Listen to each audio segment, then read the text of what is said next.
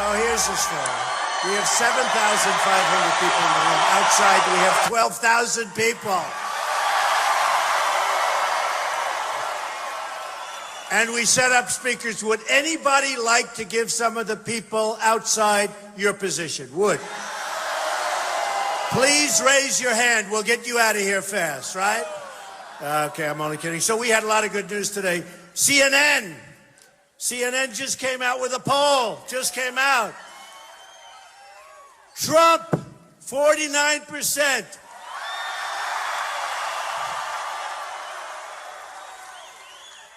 Little lightweight Marco Rubio, 16%. Lion Ted Cruz, 15%. Good guy Ben Carson, 10%. And Kasich, 6%. So we're at 49%. Can you believe it? Man. And we got the endorsement yesterday of Senator Jeff Sessions, who's an incredible guy. And we have Sarah Palin, and we have so many incredible people. We have, I'll tell you, Jerry Falwell Jr. You know, we're winning at every level with evangelicals. Jerry Falwell Jr. Was unbelievable. And maybe that's one of the reasons that we've had such help. But the evangelicals, the Tea Party people, we're winning with old, we're winning with young, we're winning with highly educated. Right? We're winning with a little bit less than highly educated, which is okay. I love you. And we're winning with the veterans. I love the veterans. We're winning with the military. In other words, we're winning with everybody. So I just want to thank everybody. It's been so much fun. Who would have known this was going to happen? So I have a special treat. I love NASCAR. Do we love NASCAR? I love it. So we had an endorsement a little while ago. And, you know, my son Don is very, very friendly with the folks over at NASCAR, and in particular Brian France. And how good is Brian France? Is this guy like a winner? And, you know, I've grown up in George Steinbrenner of the Yankees. He was a great friend of mine, and so many of the owners. And honestly, Brian France is nobody like this man. There's nobody like him. The job he's done, and the family is so incredible. So some of the NASCAR folks came over here today because guess what? They are endorsing Donald Trump. Can you believe this? Can you believe this? You know, I'll tell you what. If the people that like and watch NASCAR vote for Donald Trump, they can cancel the election right now. Nobody can win. Nobody. Nobody can win. So what I want to do, I'll bring them up individually, but these are incredible. First of all, the owner, the whole deal, the big guy, Brian France. Brian, come on up here. Come on up. He's getting pretty dapper, you know. Used to be on the beaches of Daytona. Look at him. Brian, we love you. You want to say a few words, Brian, before we bring the guys? Well, I'll just real quick. I've known Donald for over 20 years, and I'm going to tell you one thing about him. You know about his winning in business and success. I'm here to tell you he wins with his family. He does. He does. And I'll tell you one thing. If you leave on one other thing, any of his children, you'd be proud to have them as part of your family. That's how I judge a winner, how somebody manages their family, raises their family. That's how I judge a family. All right, so we have some of the great drivers. One of the great drivers of the world in history, the legendary Bill Elliott. Come on, Bill.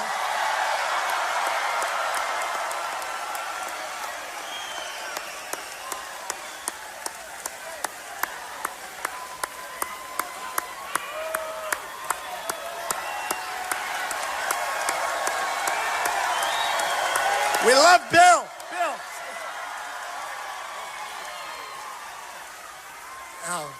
I don't know what to say. I mean, I've known him just a little bit, but for what he can do, I think for our country, I'm all for it. I mean, we need a change, guys. That's all there is to it. And I think this is the man for the job. Oh, do these guys have guts? I could not press it. I'm telling you. You know, I want to go about 60. That's enough, right? For most of us. So we have Ryan Newman. Great. Ryan.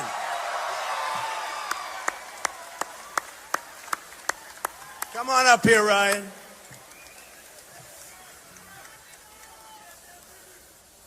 We have David. Do you know who I'm going to say? David Lee Regan. David, come in. Come in.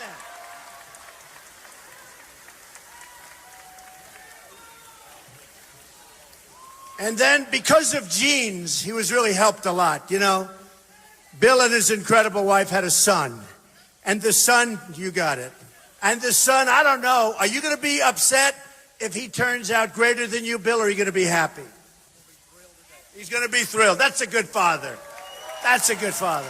I know a lot of fathers that have a son that becomes successful, they're not happy.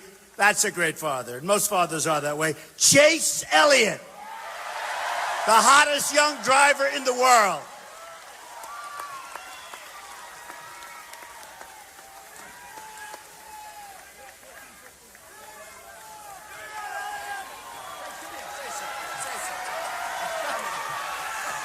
I'm not sure why he let me say anything. Just happy to be here. This is a great man. I think he's a guy who can do some great things for us. So, thank you. Thanks for having us.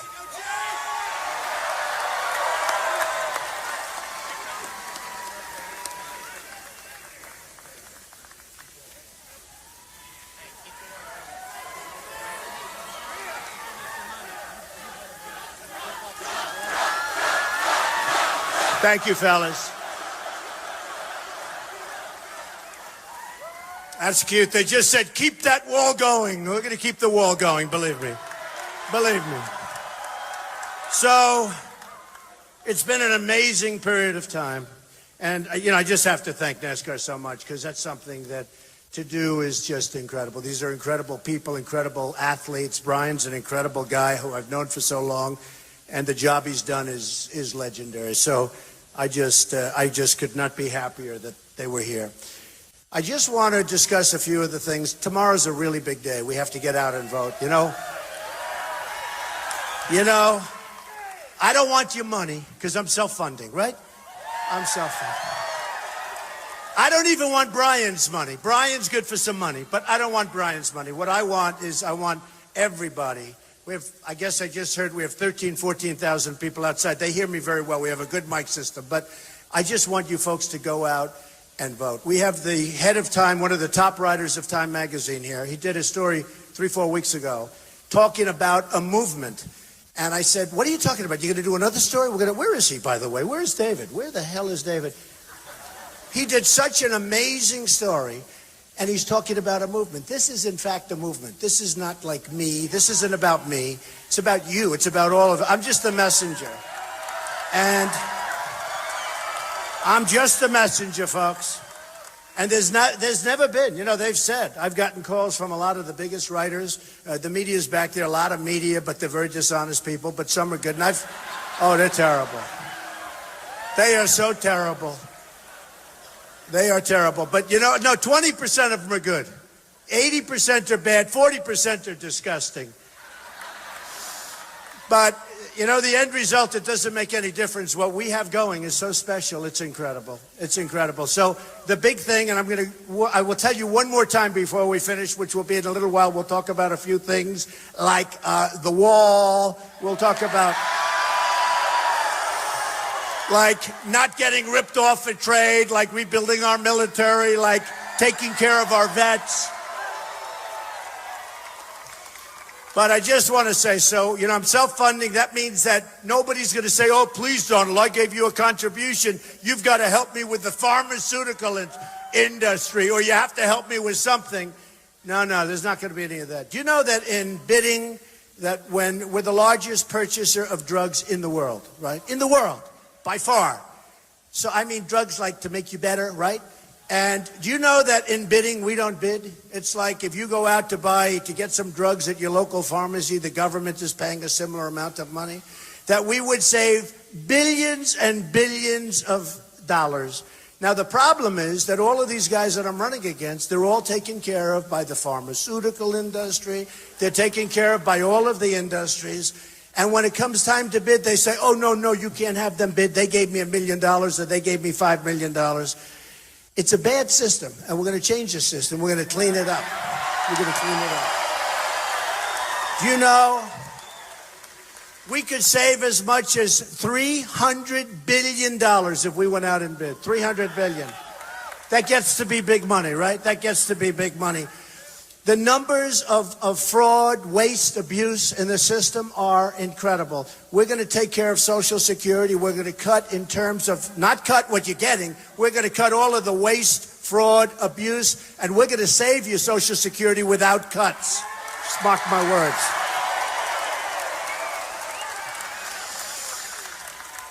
And we're going to have something that's going to be so exciting. And look, I deal with these people. And now, I've dealt with politicians all my life. Somebody said, oh, Donald, it hasn't been political. I've gotten zone changes. I've been all over the world. We're doing over 114 projects now all over the world. All over. And I've dealt with politicians. I've dealt with politicians worldwide. And I want to tell you, they're never going to get you to the promised land, folks. They're never going to do it. And, you know, I saw this, like this little Marco Rubio, this guy. I call him lightweight. I call him lightweight Marco. No, I see him. I'm on the stage. You saw Chris Christie endorse me the other day, right? Great guy, tough guy. And a few weeks ago, we're at one of the many debates. These debates, they're just brutal. They're coming out of my ears. Who wants to do any more debates? It's enough. And we have another one coming up, I think, on Thursday. The last one, I was double teamed, and I won every single poll. Had me winning. Can you believe it? And these two guys, I see them backstage, they're talking, you know, you do this, I'll do that, you do this, don't cut me off. And then they're high-fiving. And there's one picture where I'm standing here in the middle. By the way, I've been in the middle from the beginning. Brian would like that. I've been in the middle from the beginning, from virtually the time I announced. The middle means like, that's the one that's winning. And I've been in the middle right from the beginning, and that's great. But I see these two guys, there's a picture in one of the newspapers, big picture. I'm standing here like this. There's a little bit of a break, and they're both behind me shaking hands like, oh, isn't everything wonderful? So every single online poll, Drudge, who's an incredible guy, by the way, incredible. Drudge, Time, Slate, everybody, every one of them. Every single event, I've been number one in this whole thing with the crazy debating. And the reason is, I've never done this before. You know, I'm not a politician. These guys, all they do is talk. It's all talk, no action. They debate, they talk, nothing gets done. They then go to get campaign contributions. Yep, I promise I'll do this. Will you give me a contribution? That's what they do. But I am so convinced that our country can be greater than ever before. I am so convinced. That's why I'm doing this. Greater than ever before.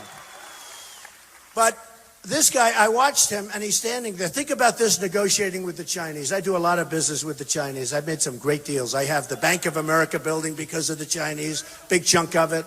I have 1290 Avenue of the Americas, that's 6th Avenue in New York, the largest floor, or just about the largest floor plates. It's massive building, Chinese. Ideal, I have the largest bank in the world. The Chinese bank has 400 million customers, largest in the world. There are 10 of mine in one of my buildings in Manhattan. I sell tens of millions of condos. Dealing with the Chinese is fine, but their leaders are too smart for our leaders. They're killing us, folks, and we can't let it happen anymore. Carl Icahn is one of the great business people. You know Carl, and so many other business people. I have the greatest negotiators in the world. We use political hacks to negotiate these massive trade deals, bigger than any deal. Even Brian would say these deals are big, okay? Bigger than any deal. We lose every year with China $500 billion. Think of it, $500 billion. And this has been going on forever. We always lose. We're going to start winning. We're going to win. We're not going to lose. Why are we losing? We get these political guys, they're in there because they gave campaign contributions or whatever, or they raised money. I have a good friend of mine, Mel, here, but I won't tell you his last name. But he does very well in this world. He raises a lot of money for politicians. He said to me before, can I raise money for you? I said, I don't want any money. You know how much money I turned down? I would have made Jeb Bush's $148 million, which was so far the biggest. I would have made that fund look like peanuts. I turned down money after money. And you know, it's not my life. It's not my life. My whole life has been money. I want money. I want money. Greedy. I was greedy. I want more money, more money. Now they come up. Donald, I'd like to give you $10 million for your campaign. I go, I don't want it. It's hard because my whole life. So I take money. Now I'm going to be greedy for the United States. I'm going to take and take and take.